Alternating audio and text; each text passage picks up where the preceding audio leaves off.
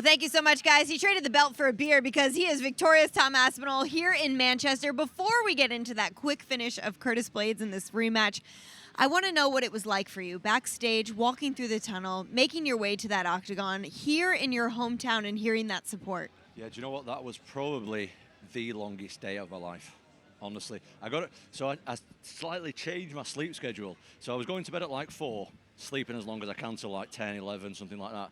But then last night, I decided I'm just going to go to bed at normal time, wake up at like 7, 8, and then have an afternoon nap. And let me tell you, there was no chance of me sleeping. I was so nervous. But it all pays off. It all pays off. Like, that's the best moment of my life by far. So, oh, well, I have got kids, so maybe I shouldn't say that. No, it wasn't. The kids. I'm going to put that in just for the kids. But that was good. It was up there, yeah. Yeah, I know, that was good in case your wife sees this interview.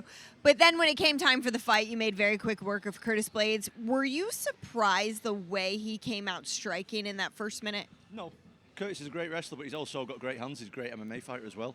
The guy's been in the top 5 since way before I was in the UFC, so he's a veteran. And, there's a lot of emphasis on his wrestling because not a lot of guys in the heavyweight division can wrestle well. But he's an MMA fighter, so I was expecting everything. What was the opening that you saw that allowed you to land that shot? I have no idea. It was all a blur. The plan was to just move the feet a little bit, just take it easy for the first couple of rounds and see what happens. But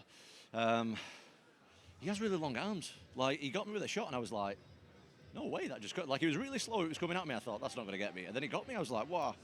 But all good, all good. Heavyweight MMA takes one and you go over. No, absolutely. Do you feel like there's some redemption here? I know we talked about it, with the injury. There was a win for him in the record books over you. Do you feel like it's all okay now? Yes, yeah, I do. I didn't like that one. Curtis, though, it's hard for me to fight guys. I've got a lot of respect for Curtis, and I want to get in and out as quick as possible without anyone getting hurt. That's my plan. I hope Curtis is okay. I'm sure he's, got to lick a few wounds and stuff, but no doubt he'll come again. The guy's a warrior. Yeah, well, that's really beautiful of you to say. Tom, talking about fights, you had a call out there. You said, I talked to the boss man. How would you guys like to see me fight Jon Jones? Does that mean things are changing, or does that mean he's fighting Stipe later in the year, you fight the winner there? I mean, what's going on? No, as far as I'm aware, he's fighting Stipe. But I'll wait. Do you know what I mean? That's one worth waiting for. If Jon Jones doesn't want to do it, okay, just hand me over the title. I'll take it, no problem. But that's a fight I want. That's a right fight to do. I understand that's a huge fight for the UFC and the company, Stipe versus Jon Jones. But come on, you can't leave me out. And by the way, I think I should get a bonus for that. I'm just saying. Okay, fair enough. Call out your own bonuses. 100K tonight. We'll see if that an extra check goes your way. What do you do in the time if they tell you to wait? I know you're always training. How do you keep yourself in the right state of mind to move forward then? I'm obsessed with training. I know, not just training. I'm obsessed with, like, as I just said to you off camera, that's the first beer this year. I've been training like crazy since my last fight.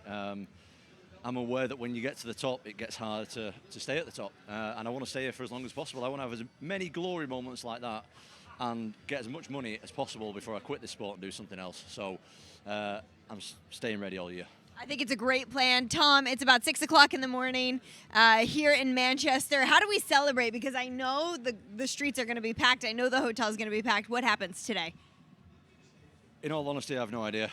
I was pretty tired before, but I don't think I'll sleep ever again at this point, so I don't know.